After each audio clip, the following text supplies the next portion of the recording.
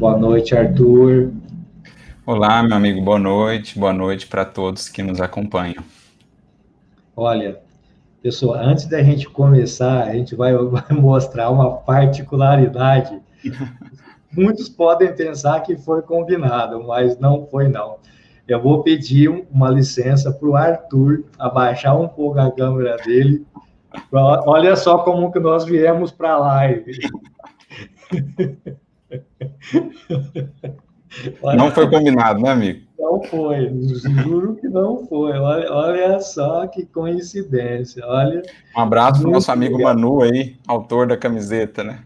É, o nosso amigo Manu Mandelli, aí de Araraquara. Um grande abraço a todos aí, o Gu, o Manu e a todos aí de Araraquara, Sandra. Que bom, que bom. Arthur, tudo bem com você? Tudo em paz, meu amigo, graças a Então Deus. vamos lá. O nosso tema, para o pessoal já ir entrando no clima, né, da live, aí se identificando com ela. Por que então, Arthur, estudar o Evangelho à luz do Espiritismo? Essa é uma pergunta capital para a gente poder já entrar no clima, já na ambiência da live. Vamos lá. Olha, um aspecto muito importante, né, que o Espiritismo nos traz, que os Espíritos mesmo frisam para nós no Livro dos Espíritos, é o de que Jesus de Nazaré, é o nosso mestre, é nos apresentado, ou foi nos ofertado pelo Criador, como o mais alto exemplo de vivência da lei moral, ou das leis morais, que podem ser aí fundidas na lei de justiça, amor e caridade. Então, eles nos apresentam Jesus, e o próprio Kardec assim o define, como esse modelo e guia da humanidade, dada a condição do seu espírito. Jesus, o Espiritismo vai ter uma visão diferente da teologia tradicional acerca do Mestre, vendo nele um espírito como nós outros, no entanto, um espírito que já muito caminhou na jornada evolutiva, que já se alçou à condição de um espírito puro, portanto, em perfeita integração com as leis divinas, e que veio, então, no momento julgado adequado, trazer à humanidade terrestre a perfeita expressão da vivência dessas leis. Então, nesse sentido que Jesus nos é apresentado como modelo e guia, porque ele foi a mais pura expressão que a humanidade já viu de vivência integral dessas leis. Ele mesmo diz no Evangelho: eu não vim derrogar a lei, mas cumpri-la. E é interessante a palavra que está no grego, né, plerothei, que significa preencher. Então, uma tradução mais literal, talvez até mais interessante, seria: eu vim preencher a lei. Olha que interessante isso. Ou seja, a lei é esse paradigma, né? As leis são esses elementos norteadores que Deus estabeleceu, como está lá na questão 615, 614, 615, Sim. que ele estabeleceu, são eternas e imutáveis como o próprio Criador, mas que ao longo dos séculos na humanidade nós tivemos espíritos que viveram mais ou menos essas leis, digamos assim, que preencheram mais ou menos esses requisitos. Alguns avançaram um pouco mais e foram os missionários de todos os tempos, de todas as culturas. Agora, a grande maioria de nós temos tido imensas dificuldades ainda na vivência dessas leis, mas houve um espírito que as viveu integralmente na Terra. E esse espírito, portanto, é Jesus. Então, se é ele esse referencial que nos é dado, precisamos aprender com ele, entender de fato o que ele nos disse, o que ele nos propôs, mergulhar nas suas lições, vencendo os desafios da letra para alcançarmos o espírito que dá vida. Ele mesmo nos disse no Evangelho que as suas palavras são espírito e são vida. Acontece que ao longo dos séculos, nas nossas construções teológicas, nós nos prendemos muito à letra, pela própria impossibilidade que tínhamos de compreensões mais profundas, por ignorância e até mesmo por interesses, a gente ficou muito na casca dos textos, das lições de Jesus. E aí construímos entendimentos equivocados, tanto com relação a ele, com relação ao próprio Criador, com relação à própria vida, enfim. E um dos objetivos primordiais, portanto, do Espiritismo, como os próprios Espíritos vão nos dizer, é resgatar a pureza das suas lições, é ir mais fundo no cerne das suas lições. como ele mesmo havia predito, sobre o amor, e ele explicaria todas as coisas, nos relembraria do que ele nos havia dito, nos guiaria em toda a verdade. Então ele já previa que somente mais tarde estaríamos aptos a ir mais fundo na compreensão das suas lições. E esse é o evangelho que nós buscamos, porque é preciso entendamos, uma coisa será o Novo Testamento, que é a composição ali dos evangelhos, dos textos que chegaram até nós, das cartas, enfim. Mas o que nós buscamos efetivamente nesse estudo, à luz da doutrina espírita, é o evangelho mensagem, ou seja, é esse padrão de vida, é esse conteúdo moral, é esse espírito das lições de Jesus, que precisamos então incorporar à nossa conduta diária. Esse é o evangelho que nós buscamos à luz do espiritismo, porque o espiritismo nos proporciona uma série de chaves fundamentais para entender questões do evangelho, passagens do evangelho que outrora foram incompreendidas. Por exemplo, como entender aquelas passagens em que Jesus dialoga com os daimones? Lembrando que a palavra daimone do grego não significa demônio na acepção atual do termo. Significa espírito, gênios, enfim. Como entender aquilo sem entender mediunidade? Sem entender escala espírita? Sem entender esse intercâmbio mediúnico? Como entender melhor aquelas passagens? Ou os ditos milagres de Jesus, as curas, por exemplo, como entendê-las sem compreender magnetismo, sem compreender as potências do espírito, ali no caso de Jesus, um espírito já puro, que conseguia manipular os fluidos com toda a sua grandeza, enfim. Então o espiritismo, como o próprio Kardec nos diz na introdução do Evangelho segundo o Espiritismo, nos dá as chaves para que a gente consiga superar, digamos, essa embalagem dos ensinamentos, a gente consiga sair da casca, ultrapassar essa porta da letra para alcançar o cerne do espírito, do valor moral que precisamos para progredir.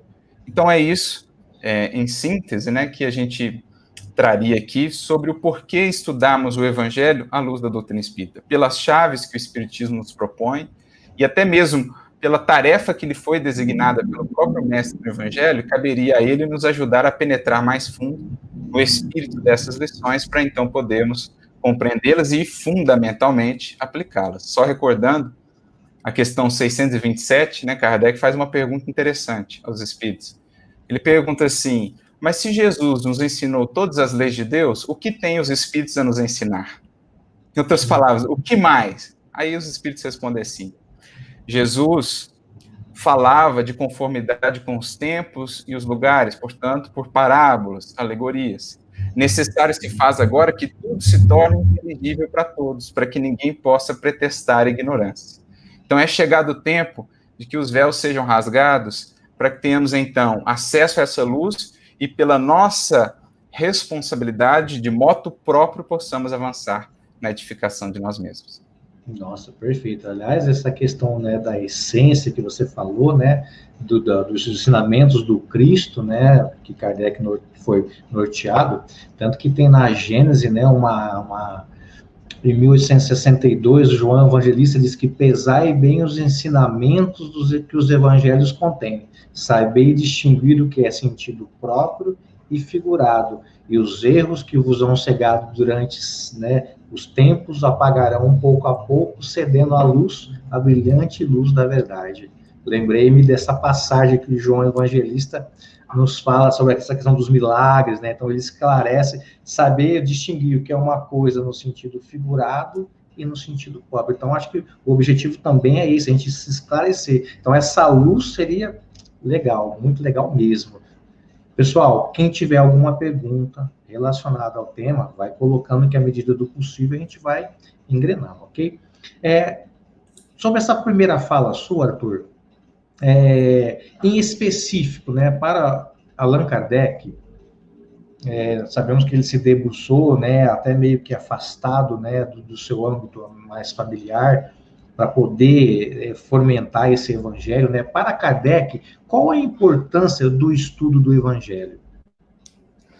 Eu acho que, seguindo na linha aí do que nós trazíamos, né, de reflexão, Kardec ele consegue entrever a importância de resgatarmos esse conteúdo moral do evangelho, que estava, de certo modo, soterrado nas incompreensões humanas, nos entendimentos equivocados, porque, como ele diz na própria introdução de O Evangelho segundo o Espiritismo, temos ali um código moral universal, que será o elemento norteador da humanidade do porvir. Ele fala disso também no livro A Gênese, quando fala do final dos tempos, né, entre aspas, a visão espírita sobre esse processo de transição, quando ele, por exemplo, comenta aquela passagem muito simbólica, aquele sermão muito simbólico de Jesus, de Mateus 24, chamado Sermão Profético.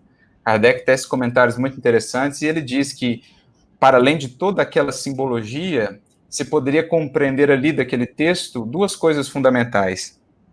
Uma, os embates, né, as lutas, os desafios da transição. Nós estamos inseridos nesse processo, é inegável, estamos aí em meio a esses turbilhões. Mas outro aspecto que ele frisa é o resgate do Evangelho em sua pureza original, que será então esse farol, esse elemento norteador da humanidade do porvir, porque é um código moral universal, e essa foi a grande preocupação de Kardec. Para além desses elementos que geram controvérsias, que estão geralmente presos à forma, às palavras, à letra que mata, como já dizia o apóstolo Paulo, Kardec sempre esteve voltado para o espírito que dá vida. Extrair aquilo que venha a ser útil para a aplicação diária dos indivíduos na sua vida, portanto, no melhoramento moral de si mesmos e, por consequência, no melhoramento moral das sociedades. Kardec, em vários momentos, fala disso na codificação. A regeneração da humanidade começa pela regeneração do indivíduo.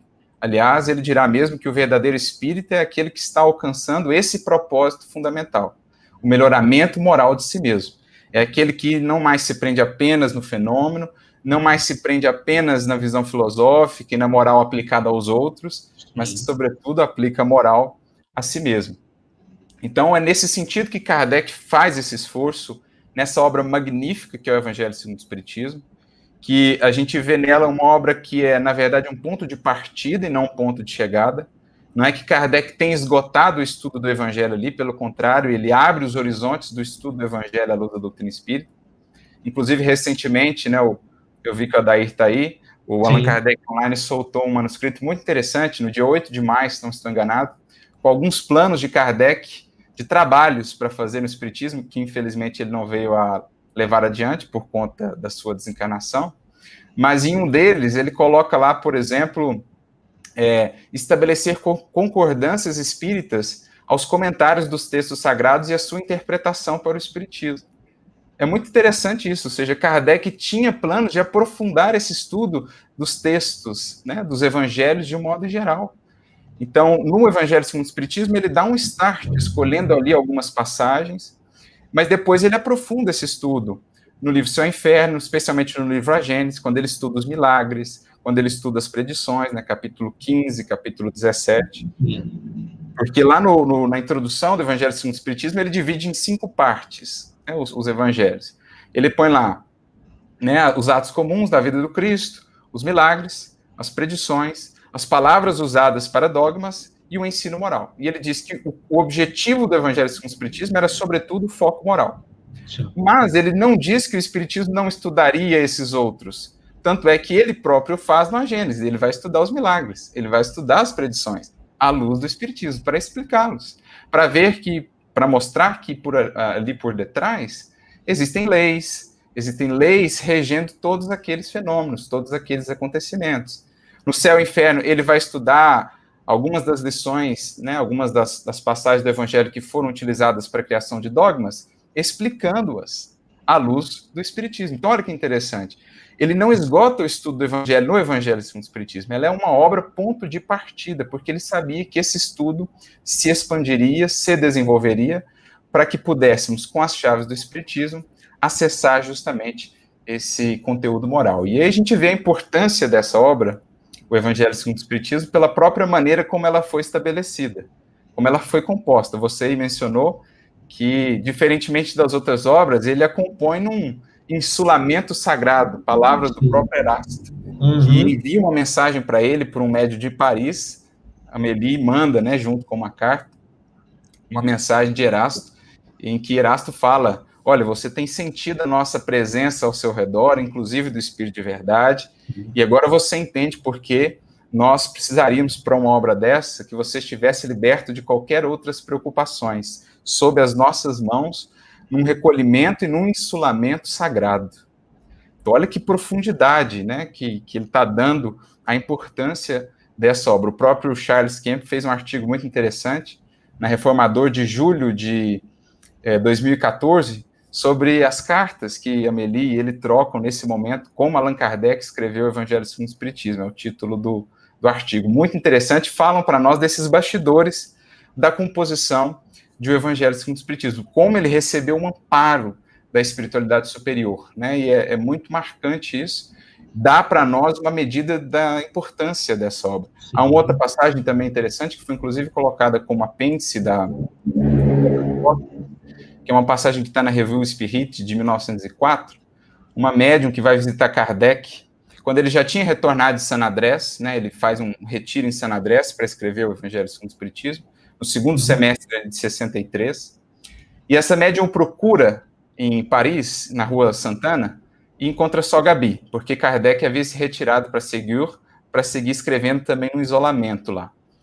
E aí ele não estava, a médium precisava ir embora, ela era de Lyon, e a Amélie dá uma sugestão para ela, você que ela sabia das faculdades mediúnicas dela, de segunda vista, por que você não vai lá onde ele está?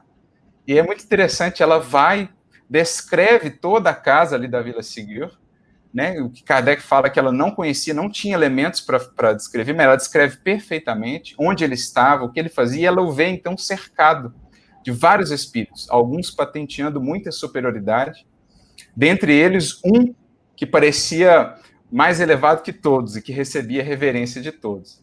E aí a Amélie pergunta, no que ele trabalha, você consegue ver? Então Sim. Tem um gesto muito simbólico, um espírito segurando um grande livro, e aí ele abre e mostra assim, ela vê, Evangelho. Então só por isso a gente consegue entrever um pouquinho a importância que essa obra, e que Kardec entreviu nessa obra, nesse trabalho de estudo do Evangelho, à luz da doutrina espírita.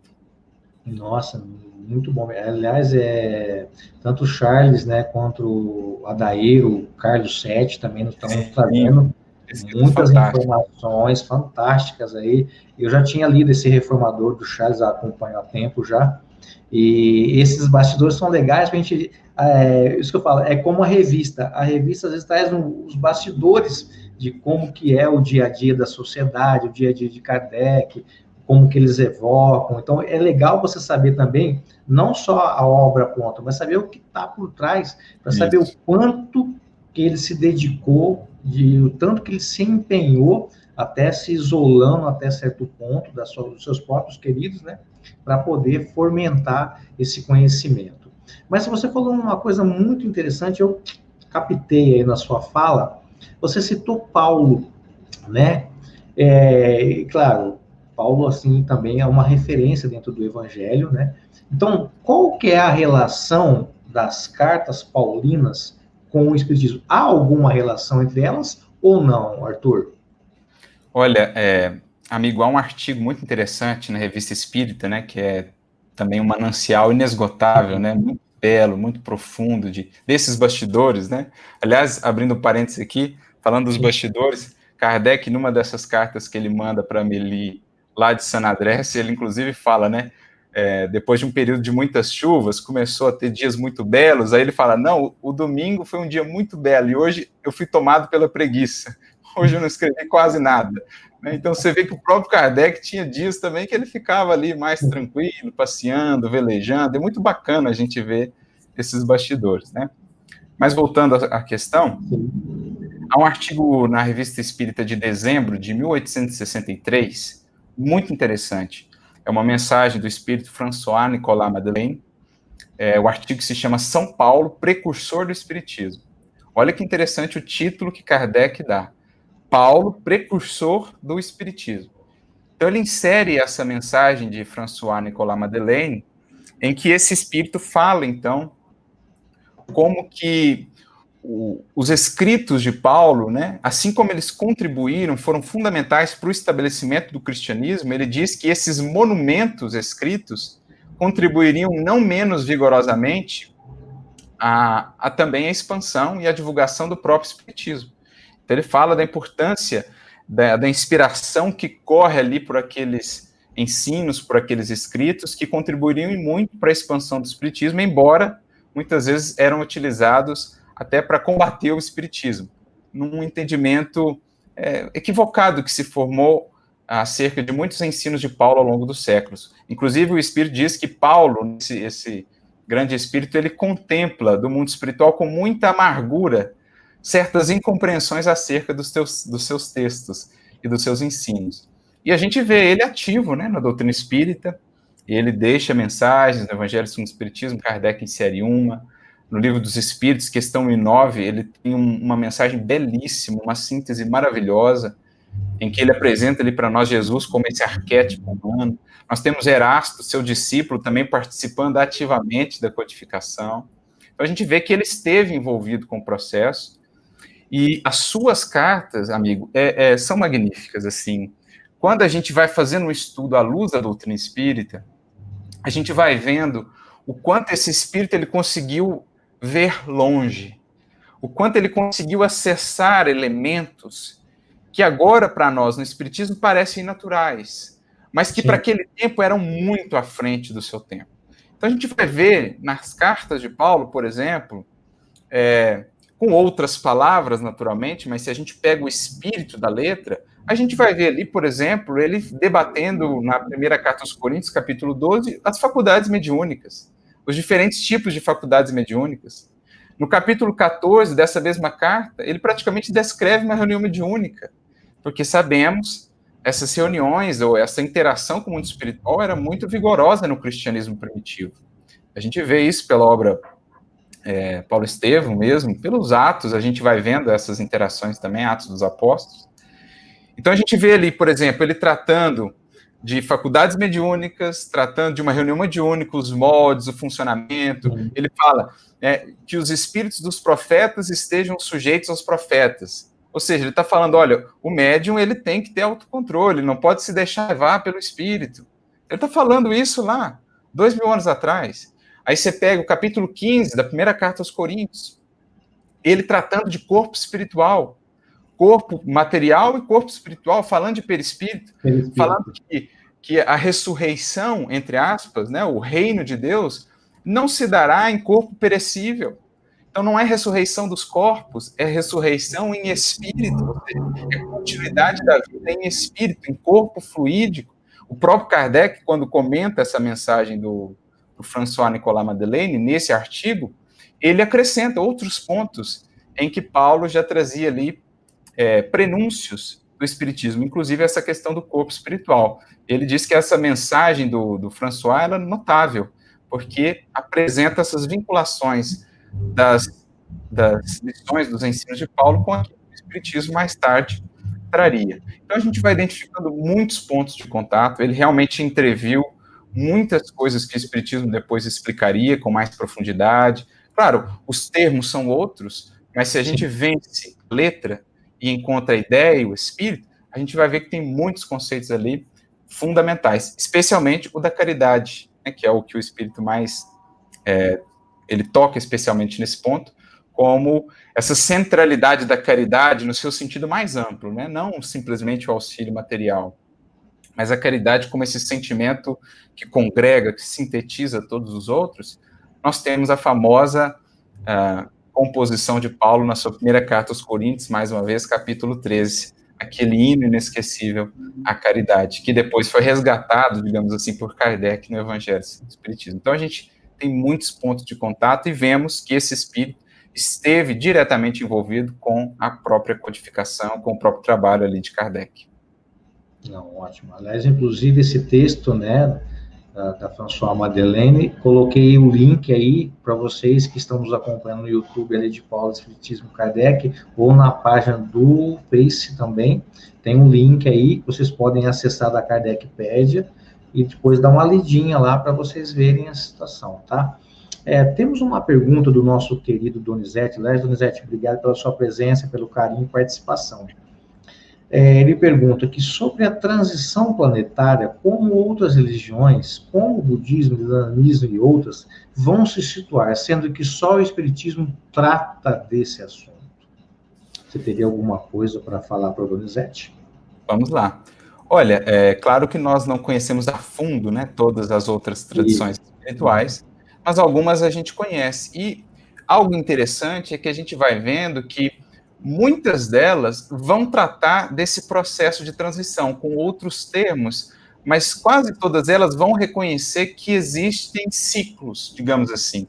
Existe um fechamento de um processo, nós estamos inseridos num momento como esse, prenunciando outra etapa, digamos assim, né, o início de um outro ciclo. No judaísmo, por exemplo, eles têm lá o conceito que é antigo no judaísmo, de Olam Rabá, que significa mundo vindouro, que seria mais ou menos o conceito que nós temos no Espiritismo de regeneração.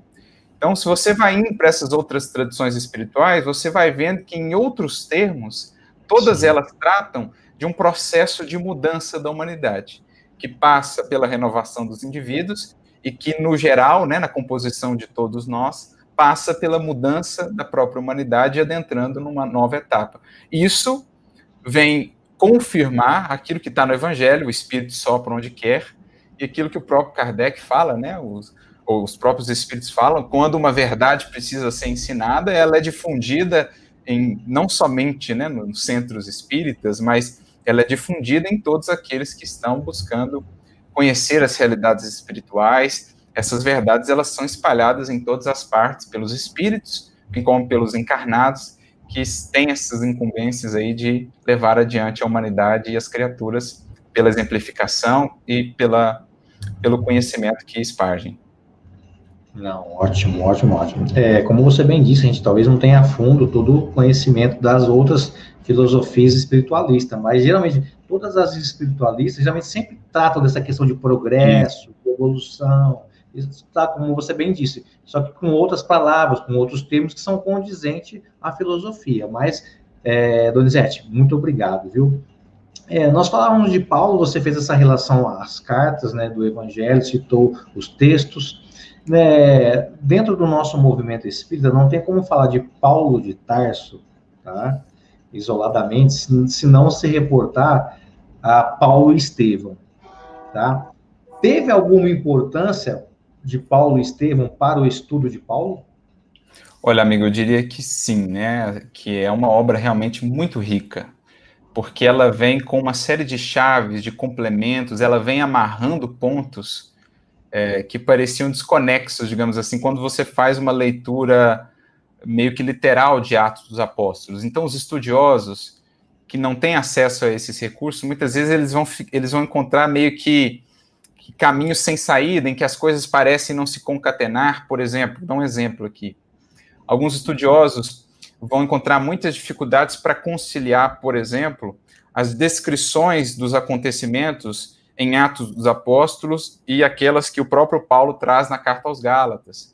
Então, alguns estudiosos, então, vão, a partir disso, dizer que uma das fontes está errada, ou Gálatas ou Atos dos Apóstolos. Mas é fascinante, porque quando você vai fazendo o estudo pelo Paulo Estevão, você vai percebendo melhor justamente as chaves, né, as conexões que, numa leitura só dos textos crus de Atos e de Gálatas, você pareceria ter informações diferentes, mas não. É preciso recordar que os manuscritos, né, os manuscritos mais próximos, não vou dizer os originais, porque esses não os temos, mas aqueles mais antigos, que estão lá no grego, koiné, é preciso lembrar que nesses manuscritos não existe a divisão como a gente tem nas Bíblias de hoje. Não existe versículo, não existe capítulo, não existe nem pontuação. Então, muitas vezes, as traduções é que vão consolidando essas pontuações. E, muitas vezes, eles colocam um ponto, na verdade, onde não era um ponto. Né? Na verdade, eles terminam um capítulo onde, na verdade, não terminava um capítulo, porque tinha um complemento. Então, esses dias mesmo eu fazia um estudo com um amigo muito interessante, a gente fazia uma cronologia ali da segunda viagem paulina, e ele falou, Arthur, parece que não está condizendo aqui essa passagem de Atos com, se eu não me engano, Gálatas ou Tessalonicenses. E aí a gente foi pesquisando, e partindo do Paulo Estevão, a gente foi reconstituindo e foi vendo claramente como os textos se combinavam. Mas na leitura tradicional, desprovido desses pontos de amarração de Paulo Estevão, ficávamos sem a chave de entendimento.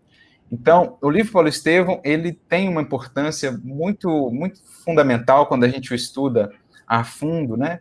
Até mesmo para entendermos melhor a própria personalidade paulina, o que nos ajuda a entender muitas das suas cartas, das suas ideias, alguns aspectos, algumas passagens. Ajuda-nos a retificar alguns pontos que parecem meio obscuros em Atos dos Apóstolos. Vou citar aqui um exemplo. Em Atos 16, 26, nós temos um acontecimento interessante. Paulo está ali em Filipos, e é aquele momento em que ele e Silas, isso se dá na segunda viagem apostólica, ele e Silas, eles têm uma dificuldade ali, porque existia uma pitonisa na cidade, Paulo começa a pregar publicamente, o espírito que se manifestava por essa pitonisa, que era uma médium, né? Ele começa a exaltar Paulo e Silas. Eles são missionários de Deus, ouçam-nos e tal, e tal. Paulo não vai gostando daquilo, Paulo não vai achando aquilo legal. Ele busca saber melhor e descobre que as faculdades dela eram utilizadas por alguns indivíduos para oferir recursos monetários. Então ele já imagina o tipo de seres que estavam envolvidos ali, né? Os espíritos zombeteiros, levianos, como diz Kardec. E aí um dia lá, ele com sua autoridade moral, afasta aquele espírito. E aí ela passa a não mais manifestar aqueles espíritos. E o pessoal lá que usufruía os recursos monetários fica irado com ele. Então, Paulo já pregando desinteresse lá atrás. Como Kardec vai pôr para nós, Paulo já fazia lá atrás. Pois bem, por causa disso, eles organizam lá uma perseguição. O dia que ele está pregando, eles são presos, açoitados, lançados na prisão. E aí diz o texto de Atos 16, 26, que era tarde da noite, eles estavam ali cantando hinos de louvores, mesmo presos e martirizados. E diz o texto que aconteceu um terremoto. E então a prisão se abriu e tudo mais. E aquela passagem que o carcereiro acorda no outro dia, vê que as portas estão abertas e quase se suicida, porque imaginou que todos os presos tinham fugido, mas nenhum deles tinha fugido, porque Paulo, com a sua pregação, os havia mantido todos ali. Tal a eloquência, tal a vivacidade com que ele falava do evangelho. E ele fala, não se mate, estamos todos aqui. E aí o indivíduo se converte ali mesmo. Mas tem um detalhe interessante. A palavra que é traduzida por terremoto, na maioria das traduções, é a palavra grega sismos. E no jeito que está no texto, fica estranho, que parece que esse terremoto surge ali meio do nada, assim, para justamente abrir as portas da prisão e tal, fica uma coisa meio desconexa, sabe? E quando a gente vai no texto de Emmanuel, no Paulo Estevão, na verdade ele diz que é uma tempestade. E aí no primeiro momento você fala assim, mas não é um terremoto, como está lá em Atos dos Apóstolos? Parece existir uma contradição. Mas aí quando você pesquisa mais a fundo, você vê que essa palavrinha ela é usada em outro momento no Evangelho, de Mateus, capítulo 8, sismos, com outro sentido que não terremoto. Em que passagem? Na tempestade, quando Jesus acalma a tempestade, a palavrinha sismos é usada ali como tempestade. Então veja, num primeiro momento parece que você tem uma contradição do texto de Emmanuel com o texto de Atos. Mas na verdade Emmanuel está dando a pista para nós que a melhor tradução para aquela palavra não é terremoto. Na verdade, sismos ali é uma tempestade. Explicando melhor para nós a cena, tirando um pouco do maravilhoso que pudesse estar envolvido ali, para a gente poder entender, penetrar mais fundo no sentido. Então, como esse ponto, muitos outros, sobretudo no entendimento de Atos dos Apóstolos, e mesmo dessa cronologia das cartas e tudo mais, é muito interessante a gente poder reparar esse assunto. Então, além do teor moral, claro, né? A obra de Paulo Estevão, do ponto de vista moral, que é o que nós buscamos essencialmente, é uma obra que dificilmente você passa por ela sem ter um impacto, né? Sem se renovar mesmo à luz do Evangelho. Temos duas perguntas relacionadas a Paulo que eu gostaria de trazer para você. Ritinha, nossa querida Rita, obrigado, viu, pela sempre presença. As demais religiões, Arthur, têm conhecimento de Estevão como o Espiritismo? Conhece o encontro de Saulo com Jesus? Obrigado, viu, Rita? Olha, o que nós temos informação nesse sentido vem do próprio texto de Atos dos Apóstolos, em que ali a menção a Estevão, inclusive tem o discurso de Estevão perante o Sinédrio, no capítulo 7 de Atos, se não estou enganado, Há ali menção também do encontro de Paulo com Jesus em Damasco. Então, nós temos um conhecimento de Estevão, né, a tradição, as outras perspectivas, linhas teológicas têm esse conhecimento de Estevão a partir do que está em Atos dos Apóstolos. Mas o livro Paulo e Estevão vai ampliar para nós esse entendimento da relação entre Paulo e Estevão, porque por Atos apenas, a gente não consegue ver que eles tiveram uma relação profunda ali, de influência e tal. Parece que eles só se conheceram no momento do martírio ali, não fica uma coisa muito clara. Embora mencione-se que Estevão fazia parte da Casa do Caminho, lá como diácono e tal. Então não se tem toda essa história entre os dois, né, que foi profundamente marcante na vida de Paulo. E há uma outra personagem que, essa sim, ela é absolutamente desconhecida da historiografia, que é a Abigail. Né? Ela é absolutamente desconhecida da historiografia tradicional, e que lá nos é revelado, então, pelo livro Paulo e Estevão. Então, assim, nós temos informações, algumas, mas mais restritas, né, mais limitadas. Não conseguimos alcançar toda a profundidade psicológica que teve nessa relação entre Paulo e Estevão e também a irmã que não é mencionada no livro de Atos. Não, ótimo. Temos o nosso querido Adair, está sempre com a gente aqui.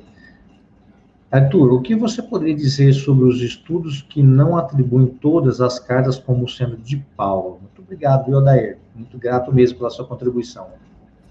Olha, eu penso aqui que a gente tem que sempre olhar para os paradigmas, né, da historiografia terrena.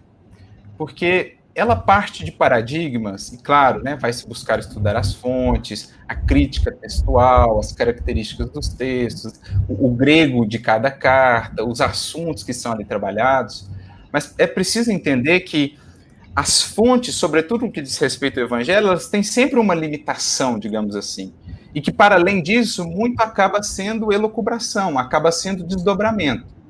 Então, nós temos, digamos assim, 7 cartas que são as menos questionadas, né? Que seria ali Filipenses, Gálatas, 1 Coríntios, 2 Coríntios, Romanos, 1 Tessalonicenses, deixa eu ver se estou esquecendo alguma aqui. Acho que está faltando uma aí que agora me fugiu. Aí você tem aquelas que são um pouco questionadas, Colossenses, Efésios, 2 Tessalonicenses. Você tem aquelas que são um pouco mais questionadas, que é as chamadas pastorais, que seria 1 Timóteo, 2 Timóteo e Tito. Ah, lembrei, a primeira, lá, né, uma das menos questionadas é a Filemon, carta de Paulo a Filemon. E nós teríamos aquela que seria mais questionada, Hebreus. Então, assim, quais são geralmente os critérios para considerar isso, né, que não é de Paulo, que é de Paulo e tal? Primeiro, muitas vezes a mudança no estilo do grego. Mas aí Emmanuel nos traz pistas interessantes, por exemplo, no Paulo e Estevão. Nem sempre Paulo escrevia de próprio punho. Na maioria das vezes, ele tinha um amigo que estava, digamos, escrevendo enquanto ele ditava. O que poderia nos trazer aí uma reflexão interessante sobre a mudança do próprio estilo de grego. Né? Outro aspecto, por exemplo, mudança de visões de Paulo sobre determinados assuntos ao longo das cartas. Mas aí é preciso considerar que, muitas vezes, no estudo muito cru do texto, não se alcança sentidos mais profundos. Então, em cartas em que parece, por exemplo, que Paulo mudou muito de ponto de vista, o que, portanto, levaria a pensar que não é ele que está escrevendo, se a gente vai no sentido espiritual, a gente percebe que ele não mudou assim tanto de ponto de vista, é apenas uma maneira, uma abordagem diferente. O que, portanto, nos traria compreensões de que, de fato, são cartas paulinas. Aí, outro argumento, por exemplo, esse especialmente na carta aos Hebreus, né, que é a menos considerada como sendo de Paulo e que Emmanuel vai dizer que é de Paulo lá no livro Paulo e Estevão. A carta aos Hebreus ela é muito interessante, porque a gente sabe, pelo menos o que Emmanuel informa, ela foi escrita no período da sua prisão domiciliar em Roma. Como a gente sabe, ele ficou 2 anos preso em Cesareia, depois ele é transferido para Roma, quando ele apela a César, e ali ele faz tanta amizade com os guardas que ele fica em prisão domiciliar. E ali ele começa a receber os irmãos da sua comunidade, né, os seus irmãos de raça, o seu povo, os judeus, para explicar a eles o papel de Jesus enquanto Messias e tudo mais. E estava difícil explicar e tal, até o momento em que ele resolve, então, escrever essa carta. Ele resolve escrever essa carta. E ele a escreve de próprio punho, utilizando-se de todo o seu cabedal de doutor da lei, de rabino que era, com um profundo conhecimento. Quando você pega Hebreus, se você não tem um conhecimento da primeira revelação, você vai patinar e muito. Né? E esse é o grande problema, às vezes, da historiografia, que vai olhar de um paradigma muito materialista, não vai conseguir penetrar em todo o texto, nas ideias, no sentido mais profundo espiritual. E por isso vai tender a haver diferença entre outras cartas, mas é que ali ele tinha um enfoque propício. Mas, por exemplo, o que é um dos grandes argumentos para dizer que a carta aos Hebreus não é de Paulo? O grego. A carta aos Hebreus, ela tem um grego muito elaborado, um grego muito rico, diferentemente de algumas das outras cartas. Mas olha como Emmanuel é sutil nas pistas que ele vai nos dando. Essa carta, diferentemente das demais, foi a que ele se dedicou mais tempo. Porque as outras, ele estava naquela dinâmica, muita atividade, muita tarefa, muita exigência, então ele não tinha muito tempo para parar, estabelecer ali os raciocínios com muita clareza, escolhendo as palavras. Ali não, ele ficou 2 meses por conta, escrevendo de próprio punho. Então, onde a historiografia terrena para dentro das suas possibilidades, dos paradigmas materialistas, essas contribuições vão nos ajudando, nos dando pistas para entrever outros horizontes. E aí a gente vai vendo como que, na verdade, né, nós temos muito ali do Paulo, pelas próprias ideias que são trabalhadas, pelas próprias abordagens, né, que ele traz ali, ele coloca todo o seu passado, digamos, de doutor da lei, os argumentos, é realmente magnífica a construção da carta aos Hebreus, esse tempo maior de elaboração, de estabelecimento das ideias, o que explicaria esse grego mais propício. O tempo a que eles atribuem essa carta combina exatamente com o tempo que Emmanuel nos diz Paulo estava preso em Roma, porque nessa carta não é mencionada a destruição do templo em Jerusalém, então os historiadores vão colocar ela ali em meados da década de 60, que é exatamente o tempo que Emmanuel informa Paulo estava na prisão domiciliar em Roma. Então as coisas vão casando, na verdade. Quando você junta as fontes espirituais com as fontes históricas mesmo, mas você ultrapassa um pouquinho os paradigmas materialistas e as elucubrações, né, que são possíveis aos historiadores que vão partir desse paradigma, você vai vendo que tem elementos ali que nos ajudam a ir mais fundo e realmente fazer uma ligação entre as cartas, digamos assim, um primeiro olhar, ou num estudo mais voltado apenas para a letra, não seria tão possível. Né? Aí teria outros elementos que a gente poderia abordar, mas isso aí daria um seminário, né? A gente poderia falar das cartas pastorais, tem alguns elementos ali que podem até ser considerados como, talvez, alguma adição posterior, porque muito dissonantes, mas enfim, isso aí é um papo, né, digamos, para outro papo, mas tem elementos bem interessantes ali, mano, é muito sutil no que ele traz. Ótimo. Aliás, falando em Paulo, né, eu como espírito de terceira ordem, né, eu gosto muito do Paulo em Efésios, daquela passagem daquele espírito maligno, né, quando o espírito maligno respondeu, Jesus eu conheço, Paulo eu sei quem é, mas e vocês, quem são, né? Seria bem eu isso aí. Essa passagem lembra de mim ainda, não sei porquê, mas tem alguma coisa aí. Jesus, eu sei quem é. Paulo também, mas quem você é, né? Bem por aí a coisa. Tu, quem és, né?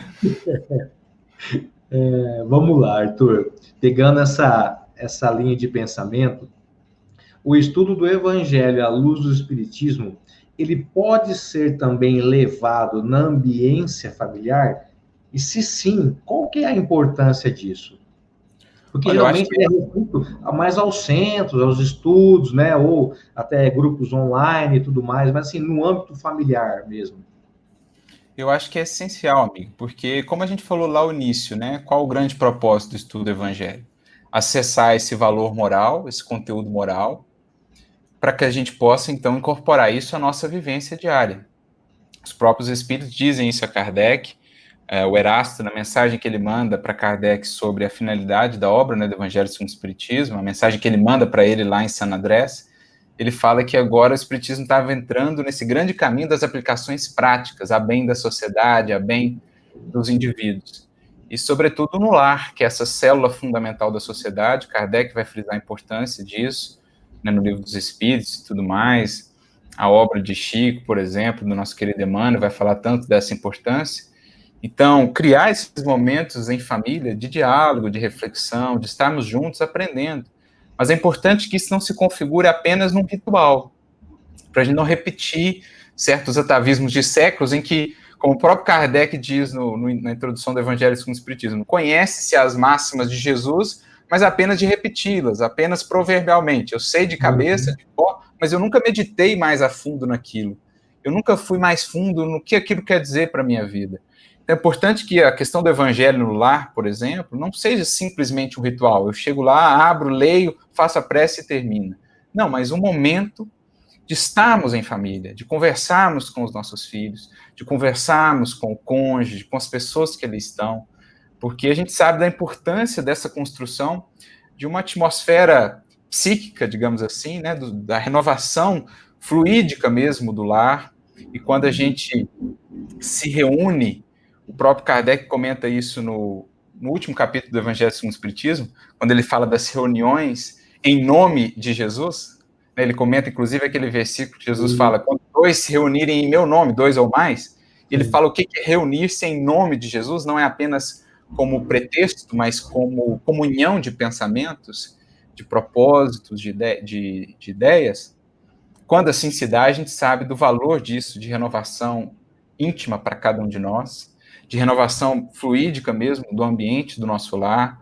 Os espíritos benfeitores encontram mais acesso para nos inspirar, para nos fortalecer, para amparar espíritos que porventura estejam ali, espíritos sofredores, espíritos viciosos.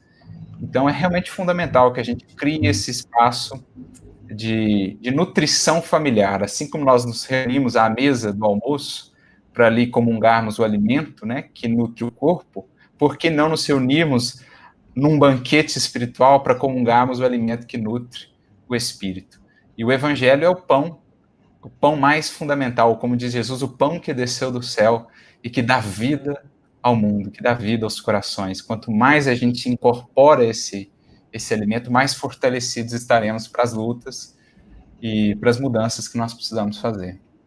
Não, ótimo. Aliás, você citou um ponto importantíssimo, porque muitos se reúnem para o estudo do Evangelho no lar, né, na ambiência do lar, mas como se fosse uma coisa que mecânica, né? Não introspecta, não discute, não reflete, não leva isso para os demais, é uma coisa muito mecânica, né? Se assim a gente pode dizer. Mas é interessante essa sua fala de externar muito mais, a ir além dessa mecânica, né? De entrar mesmo no clima, de discussão, de reflexão, de aí vai gerar uma certa cobrança, né? Uma certa mudança. Então, eu acho que esse é o propósito, eu acho que isso que nós temos que fomentar nos nossos lares. Aproveitando, nós temos uma pergunta que passou aqui, não vi, do nosso querido Tarciso. Desculpa, viu, Arthur, mas aqui passou, não vi. O Arthur concorda que na execução de Estevão, envolvendo a sua amada Abigail, foi ali, naquela situação, a pré-conversão de Paulo? Olha, ali eu acho que foi um baque muito grande, né? Na época ele se chamava ainda Saulo, né? E você imagina, né, amigo? Você descobre ali naquela circunstância que a sua noiva é irmã daquele que você considerava o seu maior inimigo, embora Estevão não o considerasse assim. E sendo você o responsável por aquela perseguição, que levou ao apedrejamento do seu cunhado, e você descobre só ali, esse indivíduo, diante da irmã que não via há muito tempo, e diante dele próprio, o seu verdugo, diz assim, né? Imagina o impacto dessas palavras. Voltado, né, para a irmãzinha Abigail, Saulo deve ser muito generoso e bom. Defendeu Moisés até o fim. Imagina quando ele conhecer Jesus.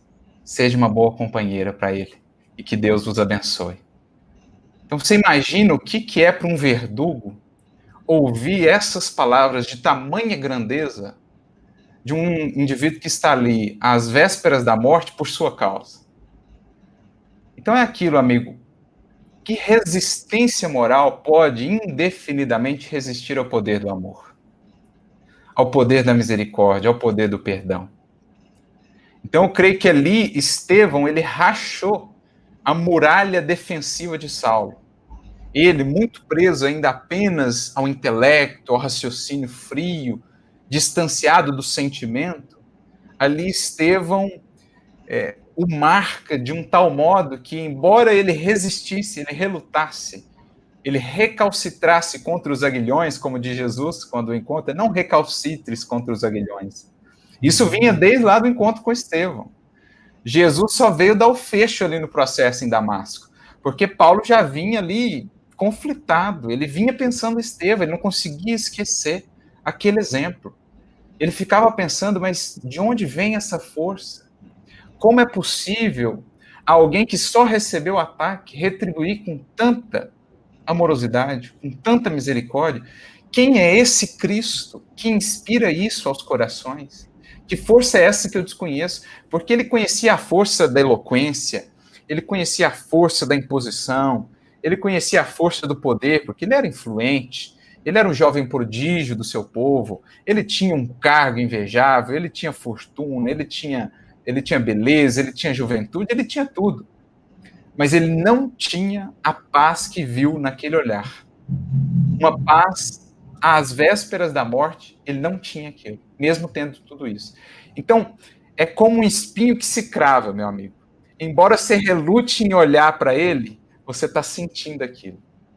Porque é a luz que penetra o nosso mundo interior. Você falava aí do evangelho, né? Uhum. É algo que penetra em nós e que nos impele mesmo a mudança. Quando a luz do evangelho nos visita, pela exemplificação de alguém, ou pelo conhecimento que nós buscamos, mais difícil vai se tornando conviver com os nossos vícios, com as nossas imperfeições. A gente se sente impelido a sair do lugar, a avançar, a progredir. Por isso, mais tarde, ele diria assim na sua carta, o amor do Cristo nos constrange. Porque é uma força tão grande que uma vez que ela penetra em você, você não consegue mais ser o mesmo. Não dá para ser mais o mesmo quando você vive, quando você encontra frente a frente o amor do Cristo numa vida como a de Estevão. E foi isso que o que o fez realmente avançar. Então ali nós temos uma pré-conversão, sem dúvida. Nós temos ali a grande rachadura que foi feita na muralha paulina. Jesus só veio dar o último empurrão para ceder tudo aquilo e então ele começar a edificação em novas bases. Não, ótimo. Me fez lembrar, não sou eu que vivo, mas o Cristo que vive em mim, né? Olha, nós temos uma pergunta do nosso querido Adair interessantíssima. Aliás, temos duas. Vamos da Luísa, que é mais tranquila. A Lu está perguntando assim para a gente. Tem necessidade, falando do estudo do Evangelho no lar, tem necessidade de horário para fazer o Evangelho? Olha, não existe aquela necessidade excessivamente rígida, né? O próprio Kardec vai tratar disso, se não estou enganado, no livro dos médiuns, ele trata dessa questão do horário, da pontualidade, ele vai dizer, olha, os espíritos que vão nos acompanhar em nossas reuniões, seja uma reunião mediúnica ou uma reunião de estudo ali, os espíritos do lado de lá têm os seus afazeres, têm as suas atividades, então melhor é que a gente estabeleça um dia da semana, um horário e tudo mais, mas eles não chegam a ser excessivamente rígidos, né, com essa questão do horário. É uma questão mais de disciplina, de foco, né, de preparação mesmo, porque a gente já estabelece, como nas nossas reuniões no Centro Espírita, as nossas reuniões de estudo, a gente estabelece um horário para facilitar a organização de cada membro, e também os próprios espíritos que têm os seus quefazeres do lado de lá, e que para eles melhor fica, né, se existe essa organização. Mas nada extremamente rígido, nada que por exemplo, num dia que ocorra um imprevisto, possa, né, informar que vamos fazer um outro horário, dadas as circunstâncias, enfim. O importante é a constância, o importante é a seriedade com que se é feito, o mais importante é o recolhimento e, sobretudo, a comunhão de pensamentos. Kardec traz essa expressão várias vezes na Revista Espírita, na codificação, comunhão de pensamentos. Quando ali estamos, naquela frase mesmo que a gente trouxe lá e que está no Evangelho segundo o Espiritismo, né? Quando nos reunimos verdadeiramente em nome de Jesus, certamente o apoio do alto estará presente conosco.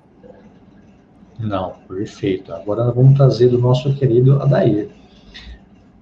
Arthur, poderia falar um pouco sobre o que consta em obras póstumas, quando Kardec escreve que todos os escritos posteriores, inclusive o de Paulo, seriam apenas opiniões pessoais, que não poderiam ter autoridade narrativados que receberam diretamente do mestre as instruções? Obrigado, Jodé, mais uma vez, querido.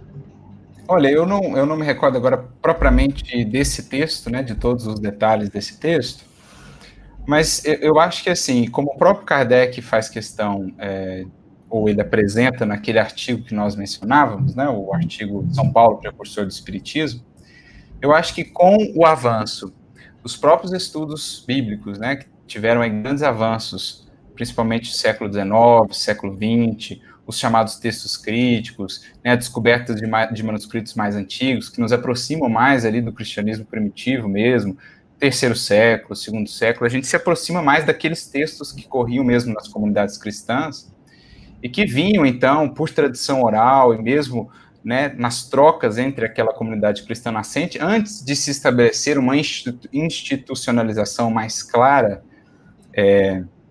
do cristianismo, né, a formação propriamente da igreja e tudo mais, quando o cristianismo ainda pulsava naquela tradição de espíritos que viveram muito próximos daqueles primeiros que conviveram mais diretamente com Jesus, a gente tem uma segurança um pouco maior dos ensinos.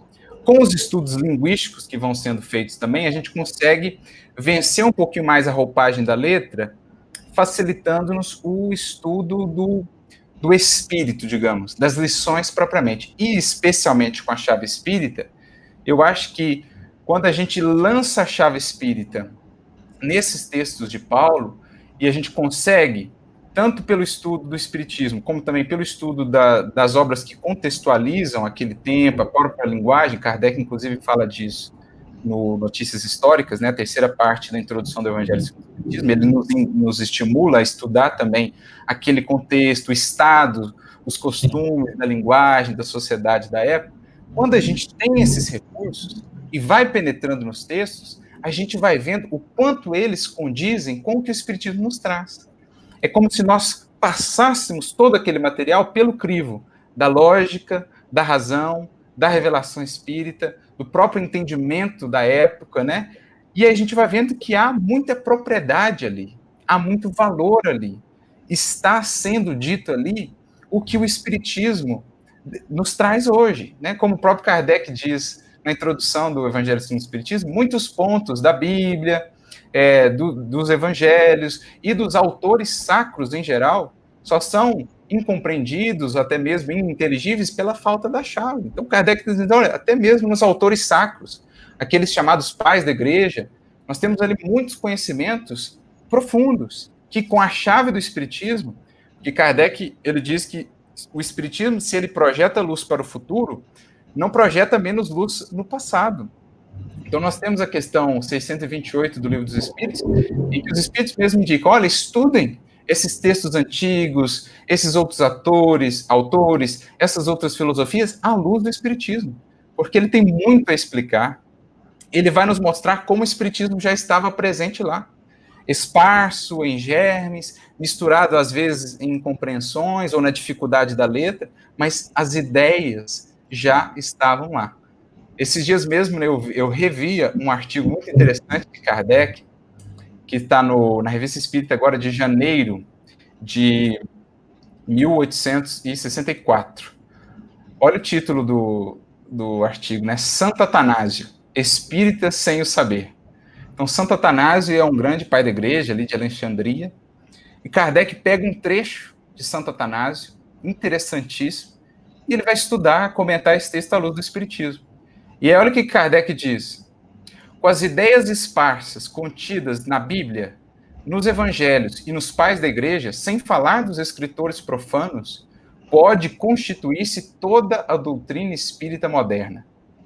Olha o alcance disso que Kardec está dizendo. Com as ideias esparsas ali, na Bíblia, nos Evangelhos, nos chamados pais da igreja, Santo Agostinho, Santo Atanásio, São Jerônimo e tantos outros, São Crisóstomo, né? Pode-se constituir toda a doutrina espírita moderna. Olha o alcance disso, né, para Kardec. E aí ele prossegue, ó.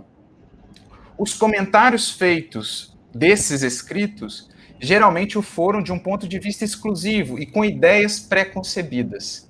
E muitos só viram neles o que queriam ver, ou lhes faltava a chave necessária para ver outra coisa. Mas hoje o Espiritismo é a chave que dá o verdadeiro sentido das passagens mal compreendidas. Então, muitas das passagens mal compreendidas de Paulo, porque vistas ou com ideias preconcebidas, ou dentro de estreitos limites de compreensão da época, ou ao longo da Idade Média e tudo mais, hoje o Espiritismo nos dá chaves de entendimento para ver o quão é profundo que ali está, o quanto casa, né, os escritos de Paulo com o próprio Evangelho, as próprias lições de Jesus, e com o que o Espiritismo mais tarde nos trouxe. E aí ele prossegue ainda dizendo: até o momento, esses fragmentos são recolhidos parcialmente, ou seja, esses estudos desses textos. Mas dia virá em que homens de paciência e saber, e cuja autoridade não poderá ser desconhecida, farão deste estudo o objeto de um trabalho especial e completo, que projetará luz sobre todas essas questões, fazendo que todos se submetam ante a evidência claramente demonstrada. Olha que fantástico. Kardec previa que esse movimento de estudo desses textos, à luz da doutrina espírita, se daria mais adiante. Um trabalho mais completo, mais vasto, para mostrar os fundamentos do espiritismo que já estavam lá, muitas vezes encobertos pela alegoria, pela linguagem da época, mas que com as chaves de hoje a gente pode acessar. Então, especialmente no caso de Paulo, a gente vai para esses textos com esses critérios muito fundamentais, de fazer essa análise bem lúcida, usando Kardec, recorrendo à doutrina espírita, também às obras que nos esclarecem, de outras correntes que nos esclarecem melhor aquele contexto, porque o resultado disso, desse garimpo, vamos dizer assim, é muito rico e muito condizente com o que o próprio Espiritismo nos apresenta, especialmente em valores morais. Tanto que essa citação que você falou da revista, né, é interessantíssima. O título é muito legal, Santo Atanásio é espírita sem o saber. Sem o saber. Olha o clique que ele deu no título, né? Para você ver como que ele já tinha o espiritismo, né? Que seria... Sim, as ideias já estavam ali, né? Não, perfeito mesmo. Por falar na questão do evangelho, na sua apresentação nós falamos dos NEPs, né? Sim. Eu tenho acompanhado o seu trabalho, você tem agora um trabalho junto com o Gustavo, né, do NEP São Paulo, e aí outros NEPs, né, que estão agregando. Muitos não conhecem nem o que é NEP, nem como funciona, né, mas qual que é o papel dos NEPs, ou grupos, né, similares, neste contexto de estudo e de divulgação do Evangelho, Arthur? Olha, amigo, bem nessa linha do que a gente conversou até aqui, para além do nome, né, NEP, ou outros nomes, Estudo do Evangelho, EMEG, lá em Minas é carinhosamente conhecido como Miudinho, né, aquele estudo mais detalhado, mais aprofundado do Evangelho. O que são os objetivos desses grupos? Exatamente isso que a gente falou aqui. Aplicar as chaves espíritas, toda essa riqueza que o Espiritismo nos traz, essas leis que ele nos revela, né, esses entendimentos. Então, lei de causa e efeito, lei de progresso, mediunidade, pluralidade dos mundos habitados, reencarnação, escala espírita, são conceitos-chave que nos ajudam a decodificar o Evangelho, a penetrar as lições de Jesus, para além daquelas que Kardec trouxe no Evangelho segundo o Espiritismo, quantas outras não temos ali? Tantas parábolas, por exemplo, parábola do bom samaritano, parábola do filho pródigo, são lições belíssimas e muito profundas de Jesus, que Kardec, pela própria finalidade da obra e também pela questão de tempo, não pôde desenvolver todas essas passagens. Então, nós visamos aplicar esse conhecimento espírita ao estudo dessas passagens, ao estudo dos evangelhos, ao estudo das próprias cartas de Paulo, demais textos do Novo Testamento, aplicando justamente essas chaves para a gente alcançar esse teor, esse conteúdo moral, que é essencialmente o que nós buscamos. Para isso, nós recorremos também, como o próprio Kardec indica, a gente já citou aqui o item 3 da introdução, notícias históricas, Lá no capítulo 23, ele volta a esse assunto, quando ele estuda a estranha moral, né? Ele fala da importância lá, por exemplo, de estudar a língua. Ele vai comentar aquela passagem de Jesus: quem não odeia pai e mãe não é digno de mim. Então, se você fica numa abordagem literal, é absolutamente estranho Jesus falar de odiar pai e mãe. Mas se você entende, ele coloca até uma nota do Pesani, falando que a palavra ódio lá tinha um sentido diferente, é o sentido de amar menos, porque o hebraico é diferente. Sim. A maneira como eles trabalham, né, no semitismo, nas tradições orientais, é diferente do nosso pensar, que é muito grego. Nós herdamos uma tradição muito ocidental de pensar, principalmente da Grécia. A maneira oriental de pensar ela é muito distinta. Então, se eu não tenho esses conhecimentos, eu me perco em muitos pontos, muitas lições de Jesus. Então, a gente recorre também para dicionários bíblicos, a obras que explicam melhor o contexto, o valor de determinadas palavras, de determinadas atitudes, porque várias vezes Jesus mesmo vai referir-se ao Antigo Testamento. Então, se você não tem uma mínima compreensão do que ele está falando, qual era a passagem, o que ela está representando, você fica perdido em muitas passagens do Evangelho. Então, os nossos grupos visam isso.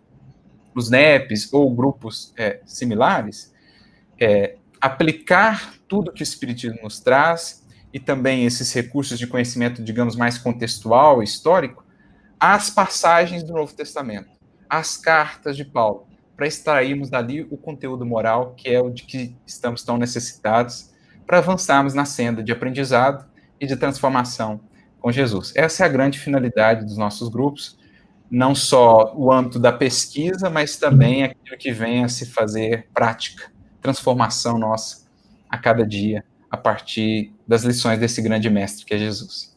Não, ótimo, perfeito. Falando na questão do NEP ainda, vamos colocar que alguém que está nos ouvindo ou que vai posteriormente, né, nos assistir, vamos lá que ele ficou empolgado, ele quer montar lá na sua comunidade um NEP, né? Para aqueles que estão se engajando como trabalhadores na seara do mestre, né? Ela é grande, poucos são os trabalhadores, né? Quais dicas que você elencaria para aqueles que estão querendo, às vezes, montar um NEP ou um grupo, né? Ou seja lá qual o nome, teria alguma dica importante para eles aí, não?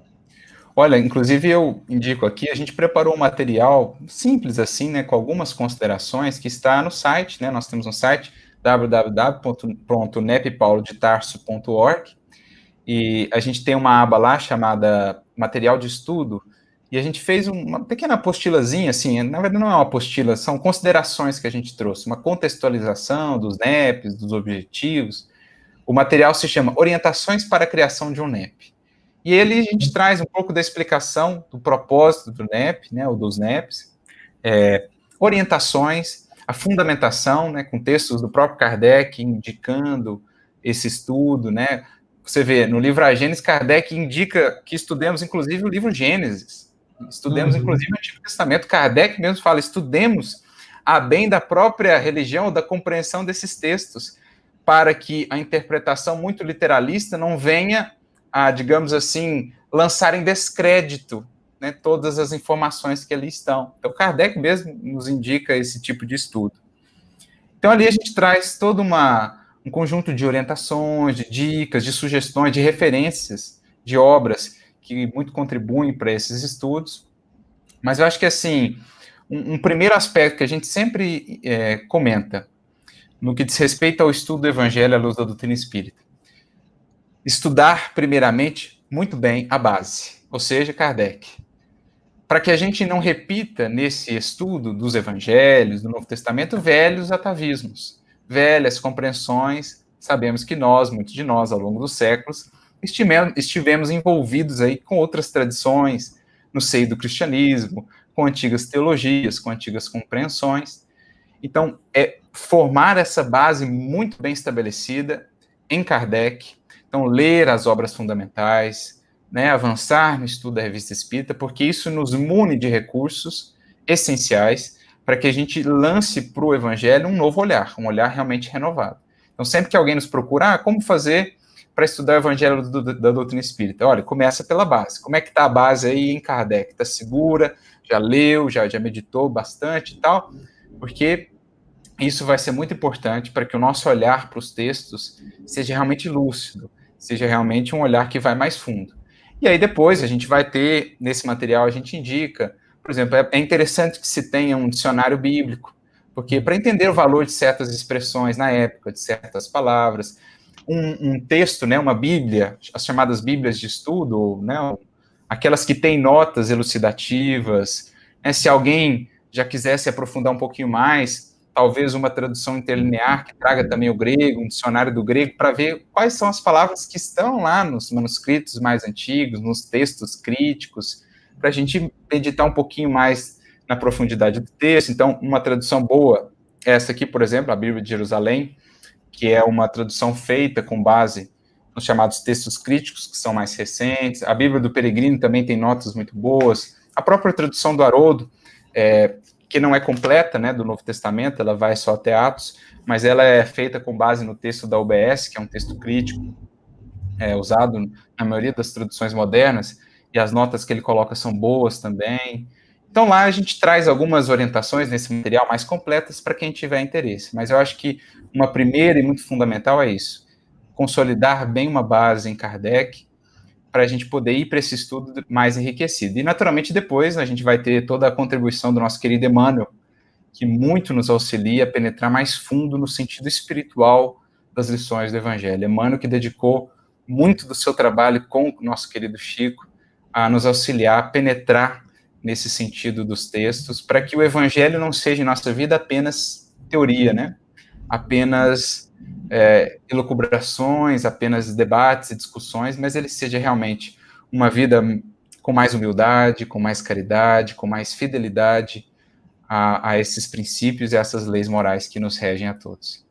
Inclusive, eu sempre falo para todos, Arthur, a partir do momento que eu comecei a estudar Kardec e me aprofundar, eu comecei a compreender os ensinos de Jesus mais claramente.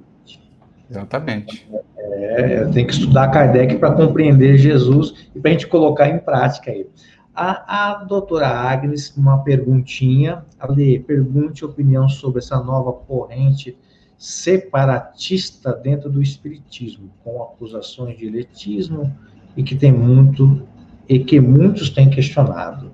Tem alguma coisa a falar nesse âmbito? Olha, essas correntes, né, divisões, sectarismos, isso sempre existiu. No seio do cristianismo foi assim, a partir de Jesus ali, né, e do Evangelho. Quantas correntes, né, não se formaram ao longo dos séculos, quantas vias. E no Espiritismo nós temos isso porque é da natureza humana, somos seres ainda imperfeitos. E eu acho que assim, nós precisamos debater assuntos, discutir, né, ponderar. Mas quando a gente passa para a dissensão, quando a gente passa para o sectarismo, para os ódios, que muitas vezes acabam crescendo em nosso movimento, a gente tem que ter esse cuidado, porque Kardec mesmo já dizia, naquele texto tão belo seu na Viagem Espírita, que se houvessem dissidências, ele estaria do lado daqueles que mais caridade tivessem. Porque onde há caridade, há humildade.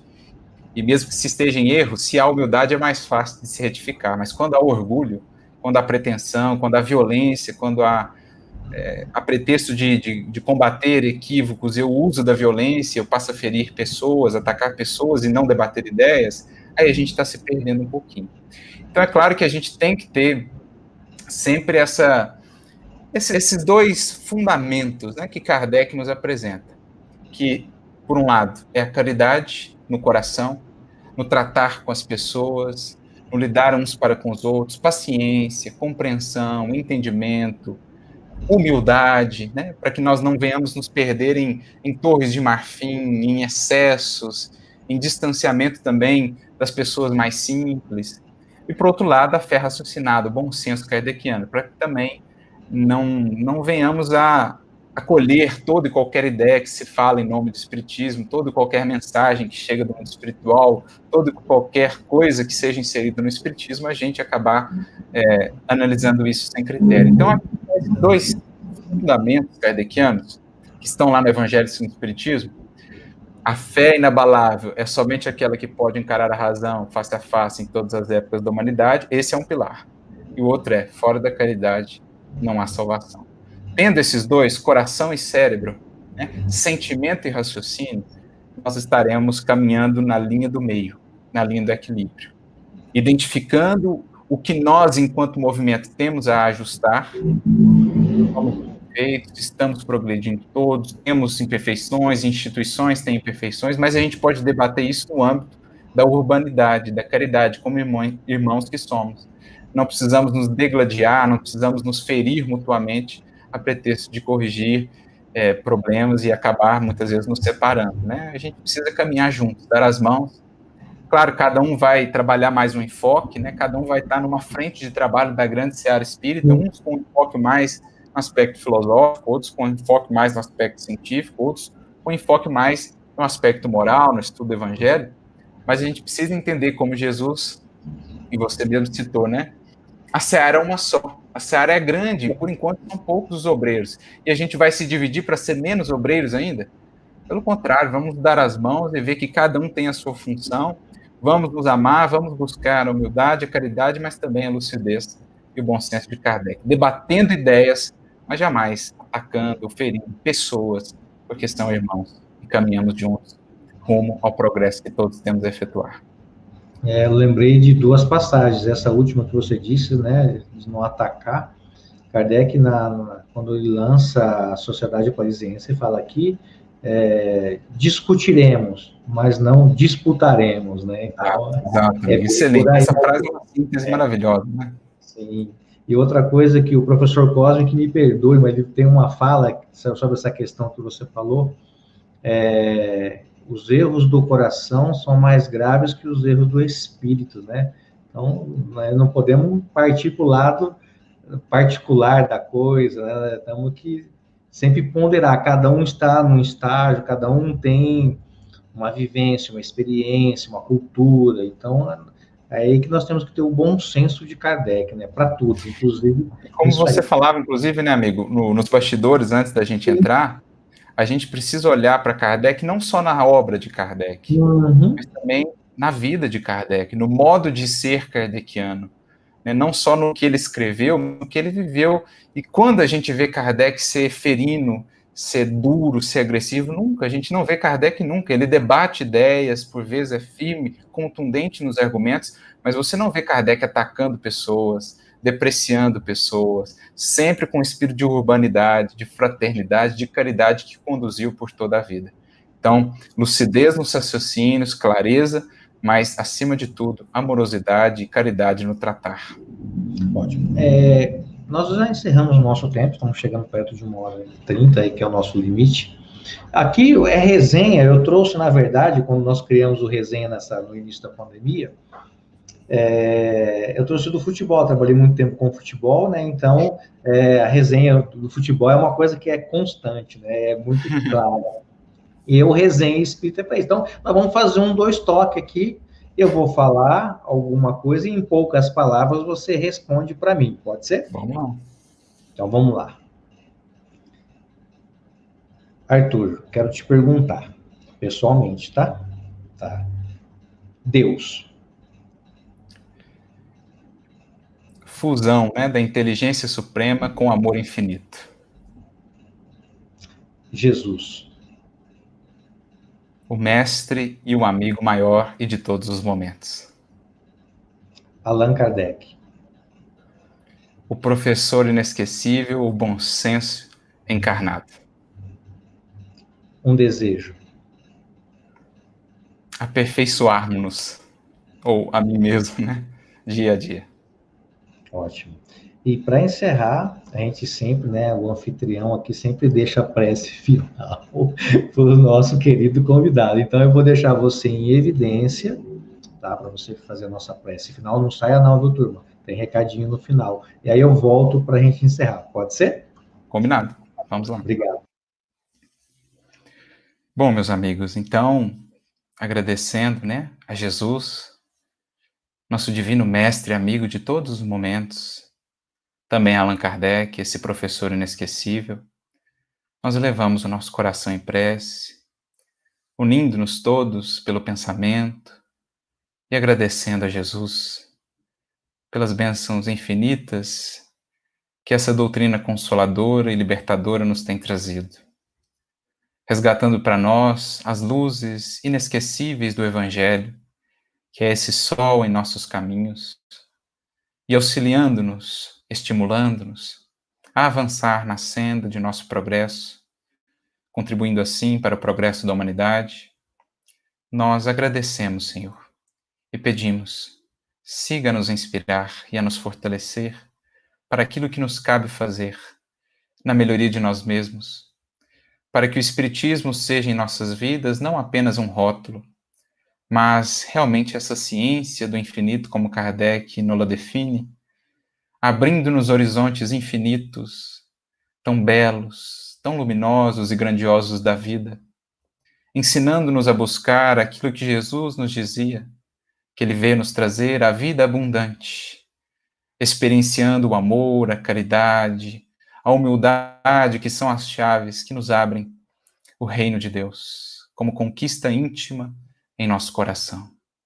Agradecemos pelo esforço dos espíritos que vêm patrocinando essa obra desde os tempos de Kardec, por todos os corações que a essa doutrina, têm se dedicado desde então, especialmente ao grande coração do codificador. E pedimos, Senhor, dá-nos consciência quanto à parte que nos cabe fazer para honrarmos todos esses esforços que nos antecederam, fazendo um espiritismo vivo em nossas vidas, pelos atos cotidianos, pela busca de cada dia por melhorarmos e pela visão mais alargada, mais estendida da vida e dos propósitos sublimes que aqui nos trazem de volta à experiência material. Sê conosco, Mestre querido, abençoando-nos nos mais singelos esforços no bem, e que possamos encontrar no Espiritismo não somente o Consolador prometido, que nos esclarece quanto à vida, quanto à morte, quanto aos propósitos que aqui nos trazem, mas também essa grande doutrina libertadora das chagas, das algemas, da ignorância e de nossas paixões, rumo ao infinito que nos espera a todos. Abençoa-nos com a tua paz, segue-nos conduzir pelos caminhos da eternidade. Que assim seja. Que assim seja. Arthur, se você quiser se despedir da turma, eu vou retirar, eu quero que você me aguarde lá, eu só vou encerrar aqui e vou te falar. Tchau, pessoal. Fiquem com Deus, muita paz e muita luz para todos.